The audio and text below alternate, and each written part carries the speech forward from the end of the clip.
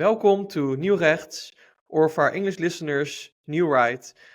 My name is Daniel de Liever, and today we're going to talk about a quite sensitive topic, euthanasia. And I'm glad to once again talk with Ashley Frawley about this important topic. Thank you for being here today. Thanks for having me.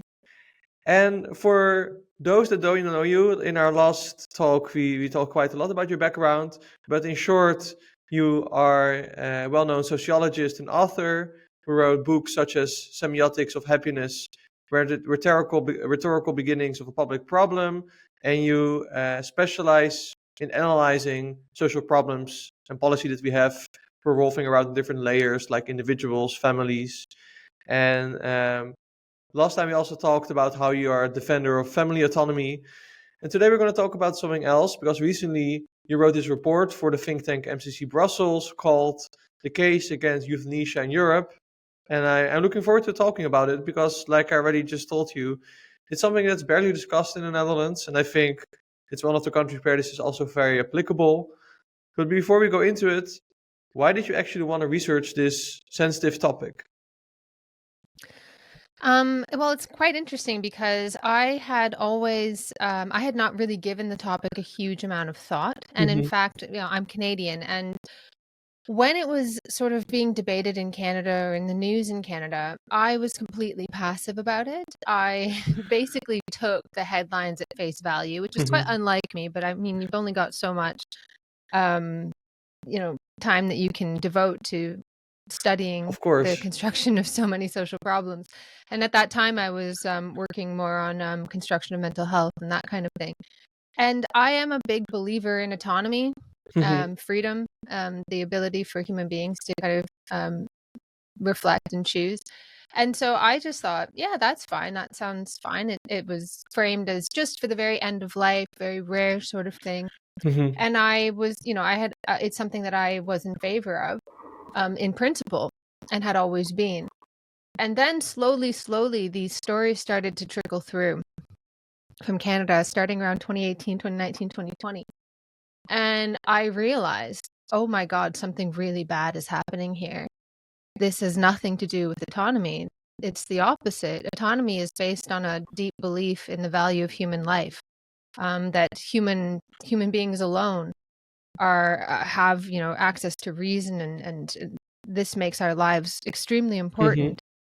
And I realized that this was about the devaluing of human life, that and particularly some kinds of lives, people with disabilities, older people. Basically the idea seemed to me to be coming through, like, if you couldn't contribute in the ways that were expected of you, well, you better show yourself the door. And that was pretty alarming, especially given obviously the history of euthanasia in the 20th century. So, and it was in particular, it was the story of Roger Foley that made me realize that something really bad was happening. And I'm not sure if you're familiar with it or if listeners are familiar. Maybe you can share the story for our listeners. I've heard about it, but then they also can relate to it. Yeah. So basically, Roger Foley suffered, well, I shouldn't say suffers from, it's another thing here too, is like, there's a lot of prejudice about people with disabilities. So, how many times I've been in like radio debates where people are like, well, if I can't use my arms and legs, then obviously that's not a life worth living. And you're like, there are lots of people with disabilities who can't use their arms and legs. You're just basically saying, that's not a life worth living. Yeah, of course, euthanize me. It's like projecting. Yes. I would like those people to be euthanized, but because I'm saying it about myself, it seems like it's okay, and it's really shocking. So yeah, I'm trying to avoid kind of assuming that he suffers. He actually, I've actually talked to Roger in all this time. We've got to become friends since he heard me talking about his story and reached out to me. And he has a lot to contribute to the world. He's a smart guy. He is a thinker, and he wants to do all sorts of things with his life, and what he needs is community care, the ability to live in the community, to live at home, but that's not being offered. And so he repeatedly he was in hospital, and he repeatedly asked to be discharged to the community. Didn't want to be in hospital. He's asking for assisted living, and he was continually offered assisted dying. And told about the cost of his hospital stay and made to feel guilty for being alive and being a drain on the system. And he sent me so many stories of other people that he had been in touch with that were in similar situation as him, just ground down by the system, that did wind up choosing assisted dying because their lives were made so unbearable. But luckily, Roger had the wherewithal to record some of these conversations. And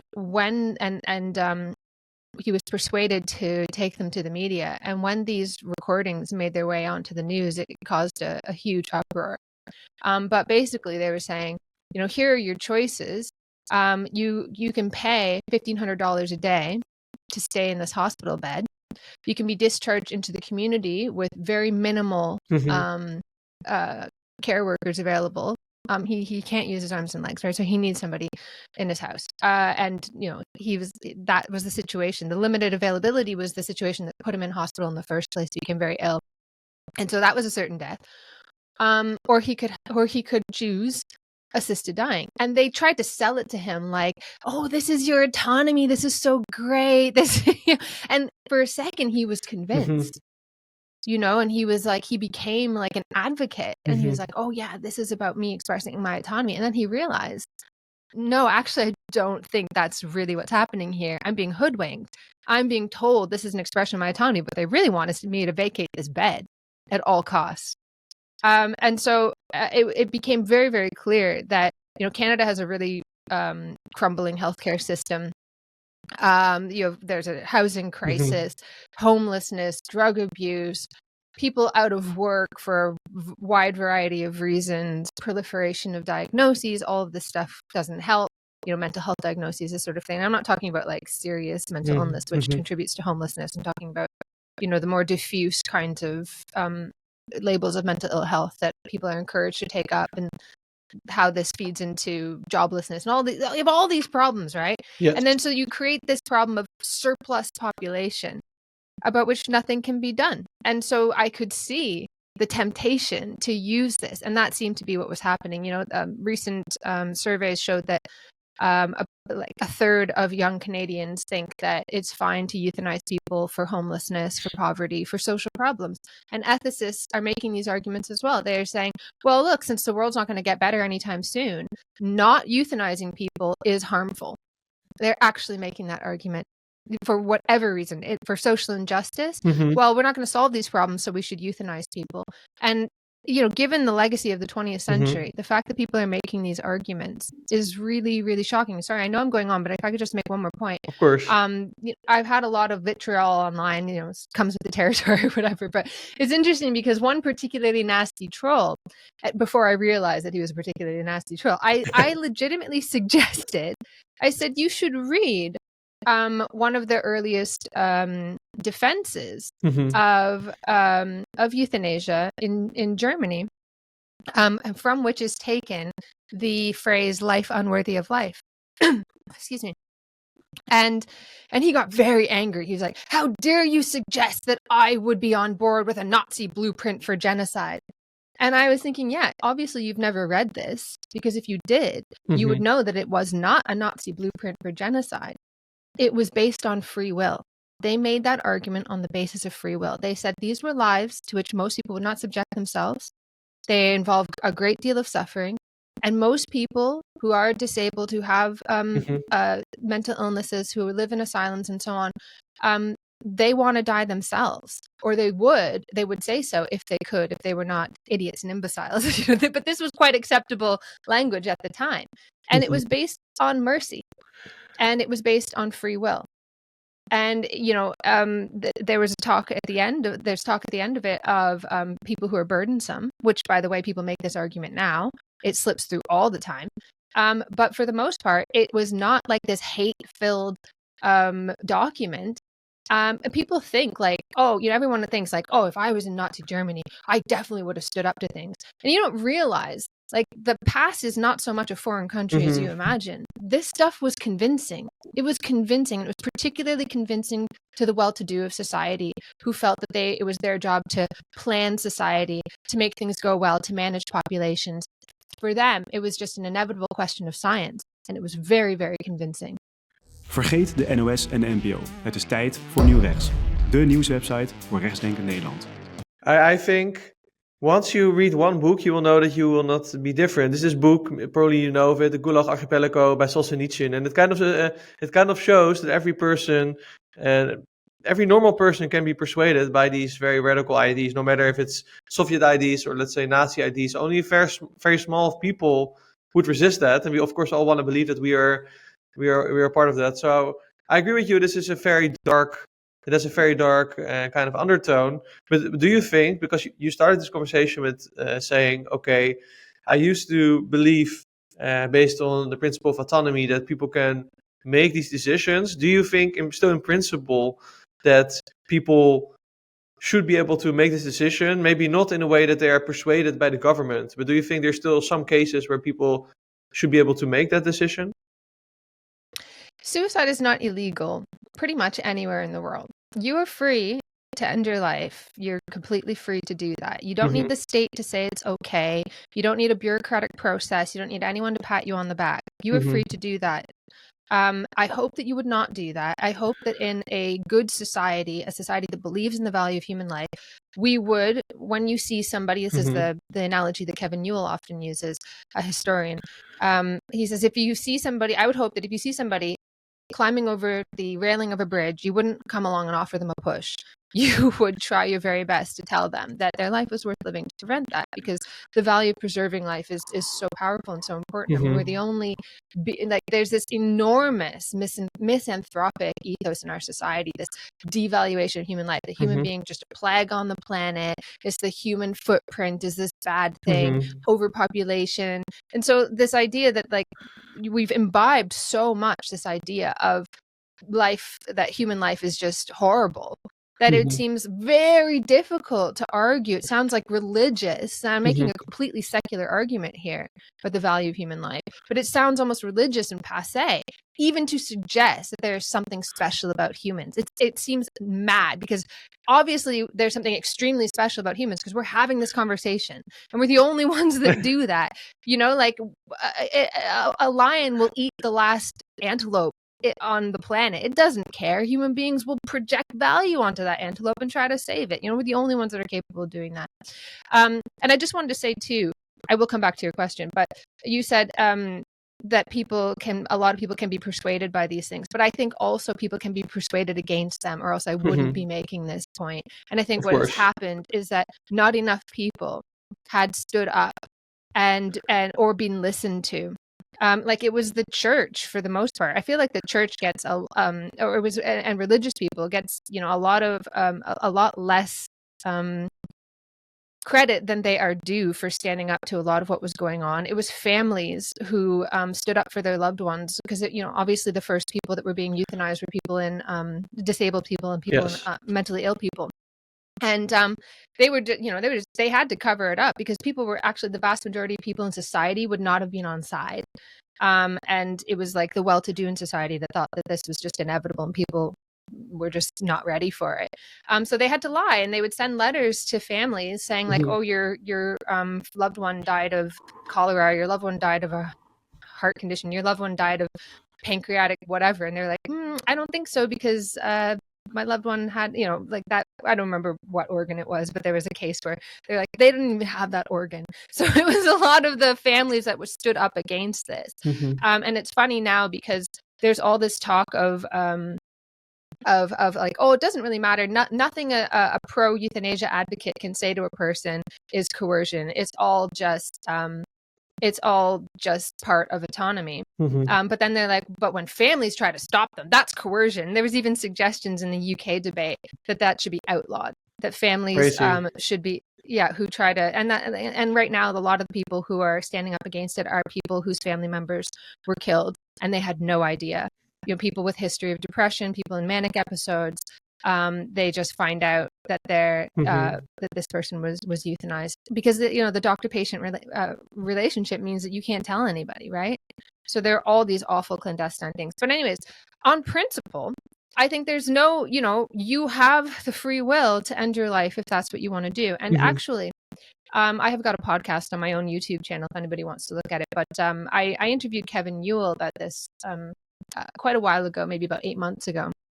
And I asked him, what is the most convincing argument that you've heard from a euthanasia advocate? And he says, well, actually, the most convincing argument is that we should make highly effective forms of ending your life widely available in the form of some kind of pill. Mm-hmm. And then it is truly an expression of autonomy. I wouldn't want to live in such a world, but that would truly be an expression of autonomy. And I would hope that if that would ever exist, it would be in concert with an extraordinary movement in society to say, you should never take this. No one should ever have to take this. If someone is taking this pill, it is an indictment of our world. It's an indictment of our palliative care. It's an indictment of our medical systems. It's an indictment of our ability to house and feed people. And by the way, a world that is quite rich. We have enormous resources, and well, there's not enough to go around. Guess you got to show yourself the door. Like, it's insane. But anyways, so I think that would actually enable autonomy. What this is about is bureaucracy. It is about creating a bureaucratic process around suicide that makes it acceptable, and in some cases makes it normalized and even something to be celebrated. And this is what often happens when you create these kinds of bureaucratic processes around things. It's not just saying like, this is regrettable, but fine. It becomes, this is something to celebrate. And in my report, I talk about, one instance where, and I'm sure this isn't the only instance this has ever happened, but you see this kind of like people trying to turn it into a party. And someone said, one person says, I was invited to someone's death as though it were Sunday brunch. And I replied happily, of course. Yeah. This is somebody's suicide. Yes. And you are supposed to be like, it's okay, even something to celebrate. And you see this over and over with people who are invited to the death of a loved one, and they have to pretend like it's fine, and they have to go along with it because they don't want to ruin the occasion for their loved one, is their last moments with them. But they feel deeply horrified and conflicted about it. So I think the issue itself is not about autonomy. In fact, autonomy is only one of the more recent rebrandings of the euthanasia movement, which had always been about removing individuals and groups perceived as a burden, and people who were, in the words of Lord Arthur Ponsonby, who, by the way, was one of the founders of one of the biggest pro-euthanasia movements currently active, Dignity in Dying, who said that euthanasia was a solution for people who were no longer of any use. And this slips out all the time. They claim it's all about autonomy, right? And then they'll say, well, it's crazy that in a society with so many older people, we haven't considered this sooner. It's crazy. Obviously, it's not about autonomy then. You don't like the fact that we have so many older people. It's very anti-human. It kind of reminds me of also, I guess, last century also, of course, had eugenics, this eugenics movement where you think people only should be able to get offspring if they meet whatever standards you want to put out there. And if not, then why not just kill them? So I would say at the point it's not even euthanasia. It's just a nice word that sounds nice, but it's just murder in a sense, almost. Or we're getting in a gray and they area. don't like the word euthanasia either. Like, they get really mad, and that's part of the reason why I very carefully selected this word after a long period of deliberation, because they've used all these euphemisms. Like, there's a whole fight over language, because you say suicide, you say killing, people go ooh. But if you say dignified death, dignity in dying, assisted dying, it's like, well, just, you're dying, we'll just give you a little bit of assistance, and it hides what is actually happening. And it softens it so that people are more likely to be on board. So when they say, oh, we've done all, advocates say, oh, we've done all these surveys and the public is on board. The public doesn't even know what they're on board with because they've not been told. It's been in this little euphemistic package, and they think it's just for the very end of life. But if you actually do surveys where you ask people, like in Canada, only 19.2% of people knew that you didn't need a terminal diagnosis. They thought it was just for terminal illness. They didn't know you didn't need a terminal diagnosis. They had no idea. And when they were told about the actual deaths that are allowed and have been allowed, that support drops down to 20%.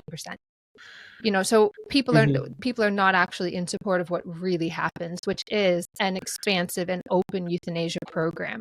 So they say it's just for people who are in so much pain at the very end of life, and don't you want to end their pain, and you're going to have a horrible death, painful death, painful. They scare the crap out of you, and they don't tell you, well, actually, we have pretty good methods of pain relief, thankfully, in our society. We could have better palliative care, but evidence shows that actually palliative care is negatively affected by having a euthanasia program. And they don't tell you that it's the most common reason for choosing euthanasia is not pain. It's feeling a burden, worrying about loss of dignity and autonomy. It's not because of pain. It's very sad. So yeah, exactly. It's about a society that devalues human life, just doesn't see, you get used up by the system, spat out the other side, and that's it. What use are you? And how about, because of course your report deals mainly with Europe, how's this language game, as you also call it in your report, how's this specifically in Europe? Is it similar to what you just described with death with dignity, or is there some nuances specifically to the European case? Well, it really depends, and this is what makes it so difficult, and made it such a difficult report to write, because you have to be informed, obviously, by the global experience of Mm-hmm. legalizing euthanasia. You have to recognize that the push to legalize euthanasia is global. Mm-hmm. There's a reason why it's on the agenda of so many countries all at the exact same time. That's when that happens, it's usually because there is some group or groups that are using strategic targeting. So they're looking for political opportunities. Mm-hmm. So you get a left-wing government or something like that. This is what happened in the UK at the moment. It wasn't even on the Labour manifesto. It wasn't a promise as part of the election. It was completely outside of the democratic process. That it was a private member's bill that put it on the agenda, and they're trying to push it through as fast as possible at the beginning of an administration, so that the consequences are felt the least on that party. But in each country, you have differing levels of tolerance towards like euthanasia. In some countries it's just used, but for the most part, and it still is a bit euphemistic, because euthanasia obviously initially was euphemistic. It means a good death, obviously, in Greek, but because of the legacy of Nazi eugenics, it came to acquire a negative connotation, but in some places it doesn't necessarily have that connotation. So yeah, they play these language games, and the Danish Council of Ethics, which is not like a governmental organization, but is a council of ethicists. But anyways, they have said that they have pointed this out. They've said by playing this kind of language game, basically advocates have stacked the cards in their favor. They've prejudiced people by getting people to use the words that they want them to use, and therefore to agree with a pathway that they want them to agree with. It's good that you point this out. If you zoom out a little bit to go back to, let's say, to the basic, you're saying people are pushing forward this, let's say, pro-euthanasia policy in Europe. Can you describe a little bit more what you see happening overall in Europe with euthanasia, besides only the language games? Yeah, so it's a little bit tricky because at the moment, luckily, thankfully, it is very unlikely that there will be any moves at the supranational level, either at the level of the European Union or, via human rights frameworks, because thankfully, people realize how devastating that would be, to impose something from the top down. But that is like the holy grail for advocacy groups, and coalitions of advocacy groups have repeatedly attempted to push through, strategic litigation. So if there's a court case in a particular country, they can push it up, keep going up to the Court of Human Rights to try and push for change that way. And that's been very successful, at least at the country level. That's how Canada actually wound up having the most permissive euthanasia laws in the world, was through strategic litigation. So there have been pushes, and it's by no means safe, but luckily I think it is unlikely, because, as I said, you've got all these different there's a recognition that you have all these different cultures, different ideas of, even just the doctor-patient relationship is so different in various countries. So a lot of the people who push for euthanasia, they tend to be quite middle class, and they are used to, and when I say middle class, I don't mean Americans understand middle class to mean like working people. I mean like professionals. Mm-hmm. And they are people who are used to having choice in their lives. So for them, euthanasia or assisted suicide, specific form of euthanasia, is just one choice among so many different choices. And in fact, a lot of the people who have pushed for legalization, they don't actually die even of it. They die of natural causes. So for them, it's just like a choice among so many. But if you're poor, you can't get access. You can't get access to decent medical care or housing. It's very, very different. It's not one choice among many. Mm-hmm. It's your only choice. Mm-hmm. I've lost my train of thought there. Sorry, could you just repeat the question? We were talking about how on the, let's say, European level, they're trying to push forward euthanasia. And you're saying that the Holy Grail is this strategic legislation, and now that's what you were trying to talk about. The Holy Grail is to make some change, either through strategic legislation or some kind of directive. Because the thing is, like, while the principle of subsidiarity means that healthcare is the responsibility of individual member states, healthcare crisscrosses and death crisscrosses so many different aspects of things that the European Union could claim to be competent over, or advocates could claim that the European Union has competency over. So it's not 100% safe. It's not as safe as it might seem, but it is unlikely. It is unlikely. They'll use things like living wills, or in which there are advanced directives, and claim, advocates will claim that this should be recognized across borders, this kind of thing. That's what they'll try to do. But I don't think that will happen, because there's this recognition that, in a country like Greece, for instance, the doctor-patient relationship is so different. So I was mentioning these sort of middle-class people, they're used to being self-advocates. They think of themselves as in a partnership with the doctor, and they're making decisions with the doctor. Here where I live, it's not like that at all. It's like the doctor said so. And, I'm a professional. I'm one of this kind of class of people. And I admit, like, I am not used to following the doctor's orders as law. The doctor says something, I'm like, okay, that's based on a paper from 25 years ago. I know this is incorrect now. And so I will question the doctor. And my mother-in-law will look at me like I'm insane. They're like, well, I know you have a PhD, but you're not a medical doctor. Like, what are you doing here? So this idea of like the doctor gives you this, and it's framed as a treatment option. The doctor says, like, this is your treatment option. You're like, okay, then that's what I'll do. And a lot of times these decisions about whether or not other forms of treatment are useful, are made above the heads of patients, right? Well, is it really going to improve your quality of life? This sort of thing. And so then they don't say you could do X, Y, and Z. They've already thought, oh, it won't improve your quality of life. And just to give you an example of this, it's happened to my family member, very close family member, who had stage 4 cancer. And the Canadian healthcare system just absolutely dragged its feet. He was actually found at an earlier stage, but they didn't even tell him he had cancer. They didn't even tell him.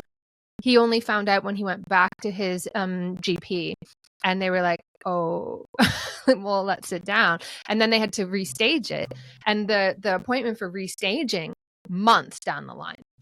It's like they knew the longer they dragged their feet, this problem is gonna solve itself. So finally, they get to the restaging, and it's stage 4, obviously, and he's not, and it was just stage 4, it was like questionable maybe, and they were like, no, stage 4 means there's nothing we can do for you. This is it. This is the end of the line.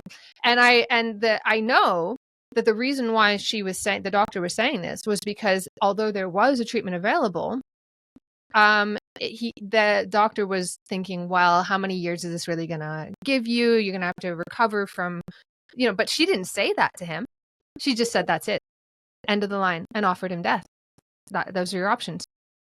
And I knew this because I did a full-on literature review, saw that there was a treatment available. We made the judgment, well, we want to risk it, because a lot of people do want to risk it. They do. They want to live. And that's like, oh, that's hubris. How dare you make such demands? How dare you? I'm sorry, but I think like these people are supposed to be progressive, euthanasia advocates. Well, let's go back to the start of the progressive project during the Enlightenment. It was to extend the human lifespan. What happened to that? We used to think that, Marquis de Condorcet said, we won't even die anymore. Like the human lifespan will know of no upper limit. What happened to that dream? Now that's hubris. You want too much. Anyway, so we pushed and prodded and demanded, and we did get treatment, and now my family member is cancer-free. Wow, been congratulations. yeah, it's been a That's year and a half, and amazing. he's playing hockey. He's This back is to this is an normal life. amazing this is an amazing story. But to answer what I think, respond to your point, I think a lot of the progressive movement nowadays is anti-human. Like you already surely said, oh, it's and what you see a lot is bad for the climate. It's bad for society. Um, this is, I think, the major difference. Most people, I think, in the Western world are quite moderate. They're not particular progressive or conservative. They're somewhere in the middle, and they believe in common sense. And I believe it's common sense that you want people to live. And I don't know this doctor you're talking about, but I assume this doctor also, if she was in these circumstances, she also would want to live. She would also want to try, probably to risk it and live. And I think this is what some people, including myself, find problematic, is that there's this double standard in a sense. Yeah, I mean, I don't know. Maybe she'd think it was her duty. You never know, because this is the Of sort of course. thing that's now being pressed. Is like it's your duty, to like sacrifice yourself for the healthcare system. But I think the point that I was getting at there is that because my family member had somebody like me who was like F no and Yes. pushed, but if it weren't for us, he would have just taken that at face value. And how many people do? Loads of Many. people do. And actually, like, I feel like a lot of people in the healthcare profession, you go back to the 1970s, Susan Sontag said that even then doctors were exhausted with the higher expectations people had. So if you have a healthcare system, if you have modern medicine, people have higher expectations for their curative medicine. They put a lot of faith in medicine, and they hate that. they think that's like hubristic. They're annoyed by it. And I was actually talking about this story at an MCC conference. Afterward, we had a drink, and I was sitting there with my friend who was also a cancer survivor, actually. And I'm telling her this story, and I'm like, and I said to her, like, the way that it was framed, it was like, you have to accept this. Your treatment is too costly. That was the undertone. And someone at the table next to me had been listening to my conversation. And he says to me, you do have to accept this. I work in healthcare management. You people are too expensive. You want too much treatment that's too expensive. And he yelled at me and said this when I was in tears talking about what had happened. So I think a lot of people in healthcare I'm not saying everybody, absolutely not by any means. In fact, a lot of the people that are standing up to this are in the healthcare professions, but they are exhausted with people's higher expectations. But just I wanted to say about like what is the actual risk here in terms of legalization at the European level.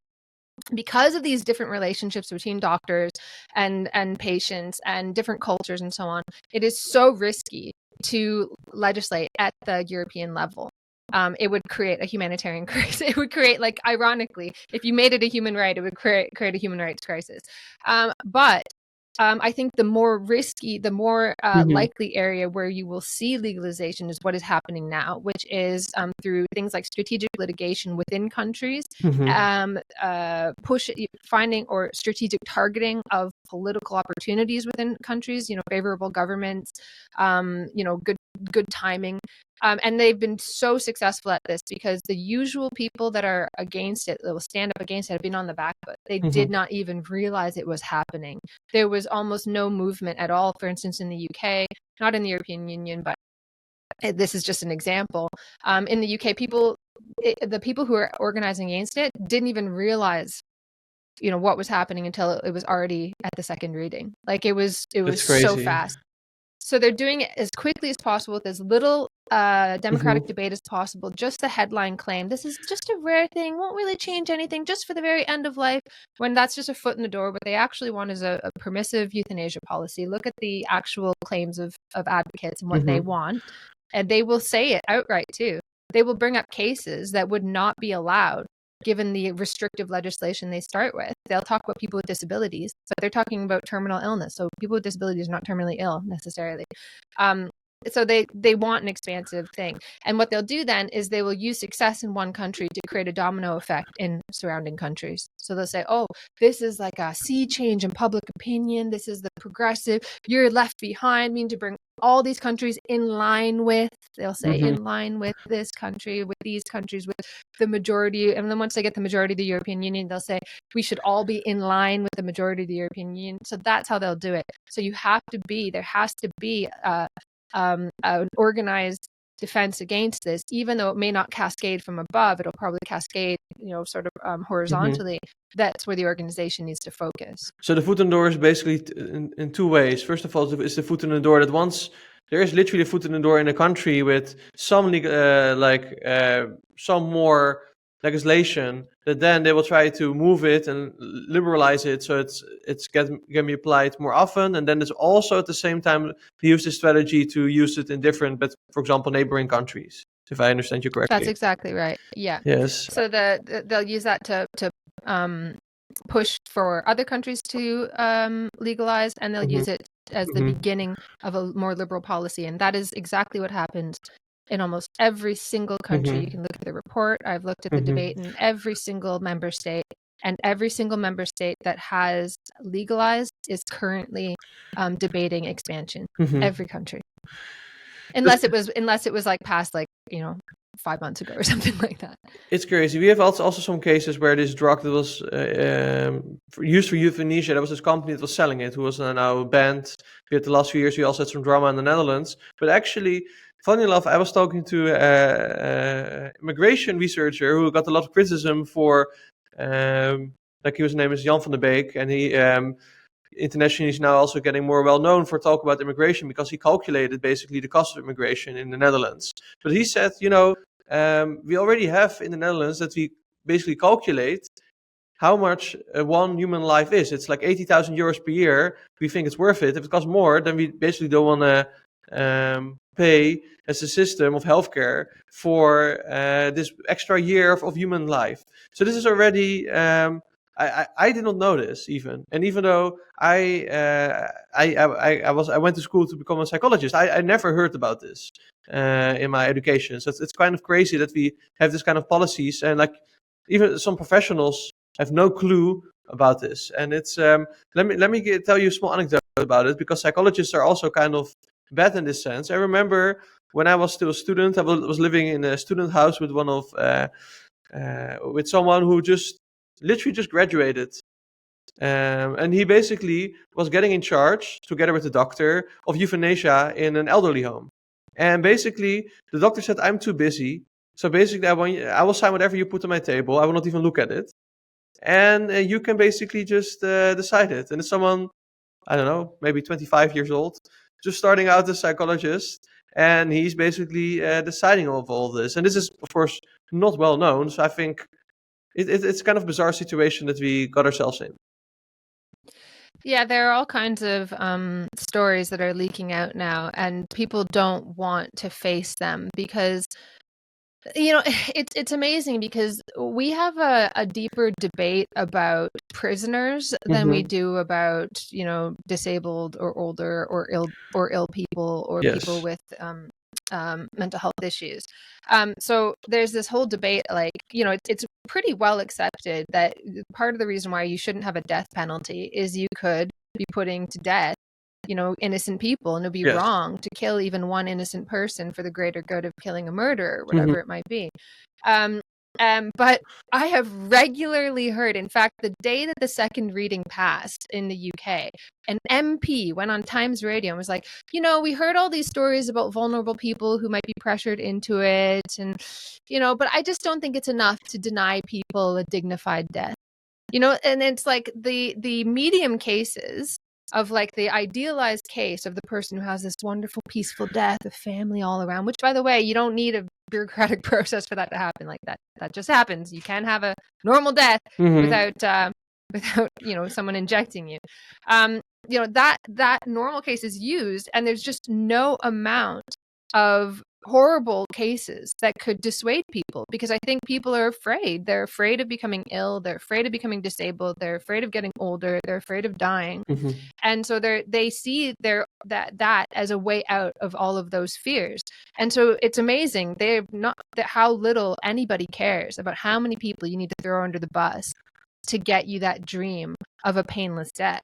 But you have to understand, death is part of life. It's going to happen to every single one of us. I'm sorry. For the most part, it is not the horrifying, painful death that the advocacy groups try to scare you with. We do have decent pain relief. And we can have even better palliative care. We have to demand it.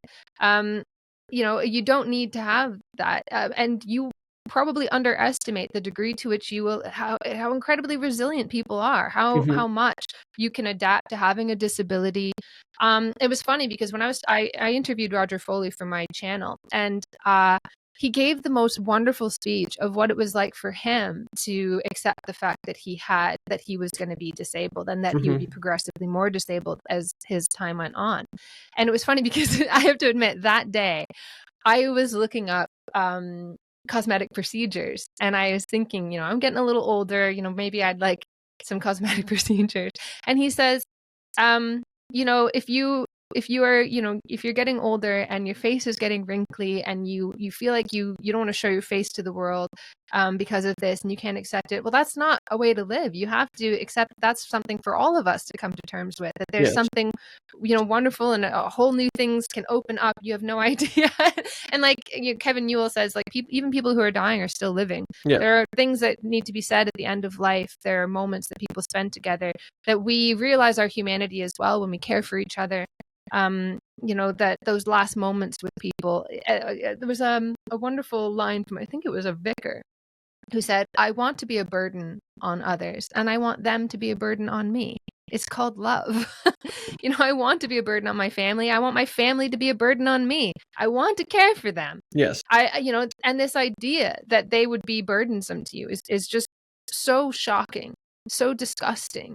That and yet that's what we're saying. But it's like, I don't want to, people are like, oh, well, I don't want to be a burden on other people. So, and that my mother even said that, well, Canadian way. She's like, it's most people, they just don't want to be a burden, And I was like, you cared for your mother, my grandmother, as she was dying. Was she a burden on you? And my mother was horrified by the thought. No, these were wonderful days that they had spent together at the end of her life. This idea that she should have shown herself out not to be a burden is utterly shocking. I prayed every day that she wouldn't die. I didn't care. Like, I wanted her to be with us as long as humanly possible. And to think that we could lose that is a stunning indictment of society. I agree, and it has to do with kind of our, nowadays in many ways people are more living like consumers that need comfort.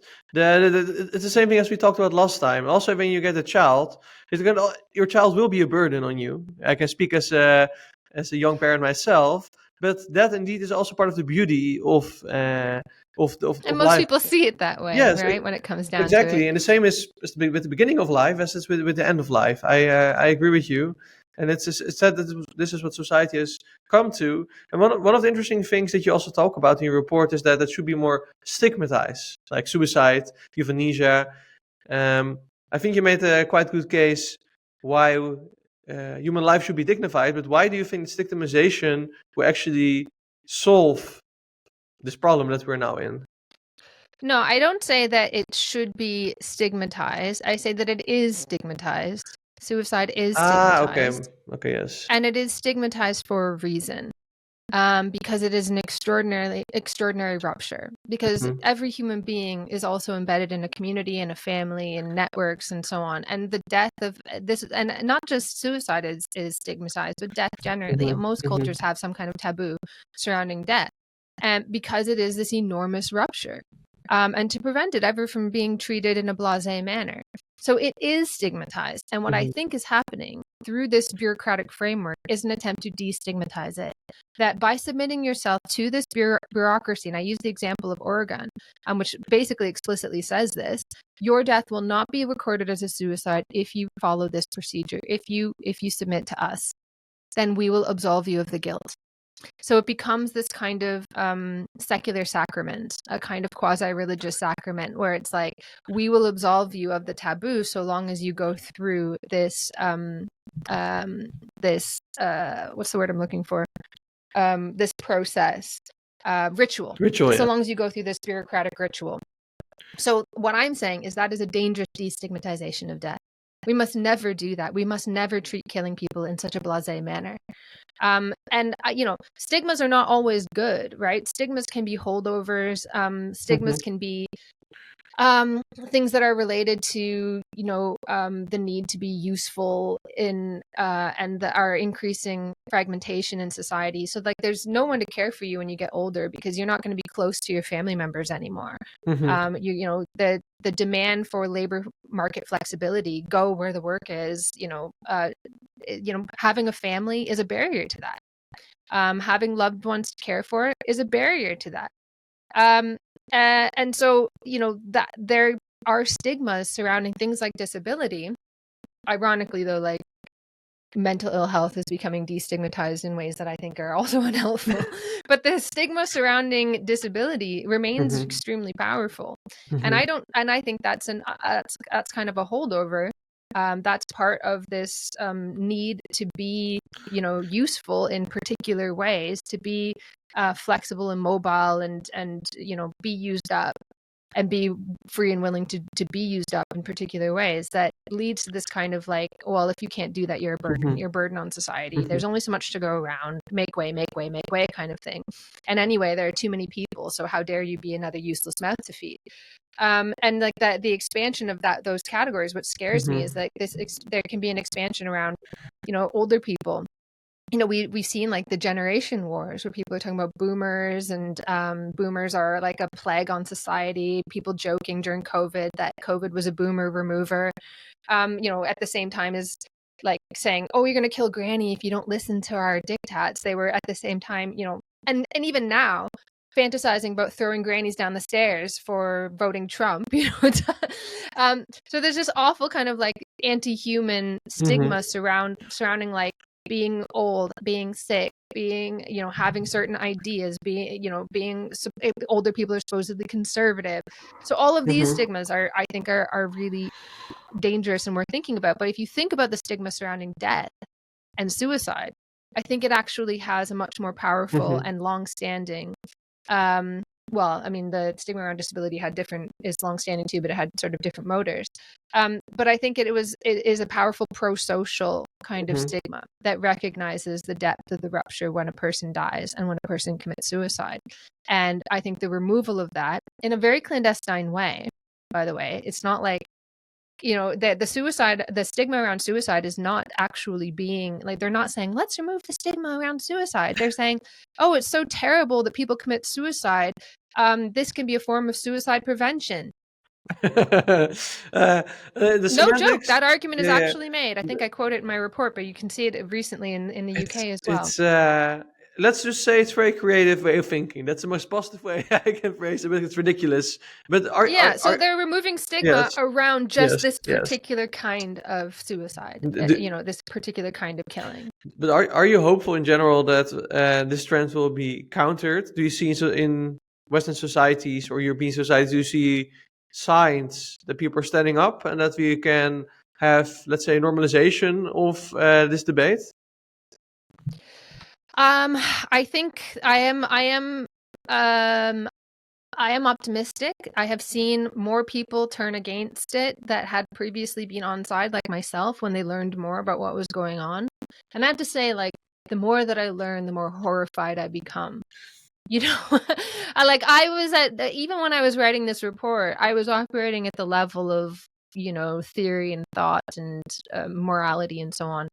And the more that I've looked into it, the more horrified I've become at the level of practice and what's really going on here. And it's so crazy that I can't even really say most of it in public because I'll sound like a lunatic. Like it's like, no matter how bad you think it is, it's worse.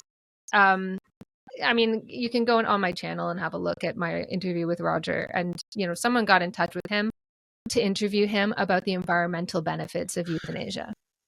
Yes, but we see this happening everywhere, right? Also, I remember with the same as with abortion. We had a big article a few years ago in a Dutch newspaper promoting climate abortions.